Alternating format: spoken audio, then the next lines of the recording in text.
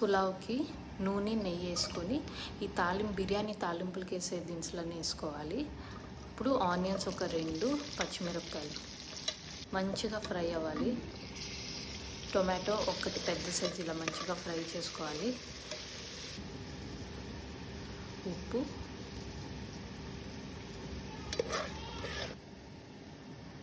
పుదీనా మరి కొత్తిమీర ఈ ఫ్రై అవుతున్న టైంలో కొంచెం వేసుకుంటే టేస్ట్ చాలా బాగుంటుంది. ఇప్పుడు జింజర్ గార్లిక్ పేస్ట్ ఒక పెద్ద స్పూన్ అంత వేసుకొని మంచిగా ఫ్రై అవ్వాలి.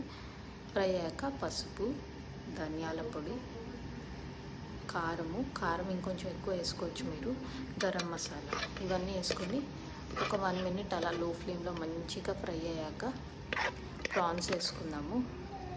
ఇప్పుడు వీటన్నిటిని మంచిగా ఫ్రై చేసుకోవాలి. ఈ నీళ్ళంతా పోవాలన్నమాట. ప్రాన్స్లో నీళ్ళు వస్తుంది. అంతా మంచిగా ఫ్రై అయ్యి మంచిగా నీళ్ళు పోయాక పెరుగు వేసేసుకొని బాగా ఇలా ఫ్రై చేసుకొని ఇప్పుడు బియ్యం వేసుకోవాలి. 1 కప్పు బియ్యానికి 1.5 కప్ వాటర్ వేసుకోవాలి. బిర్యానీ రైస్ ఇది. లాస్ట్లో నిమ్మరసం వేసేసుకొని 2 విజిల్స్ రప్పించుకుంటే రొయ్యల పులావ్ సూపర్గా రెడీ.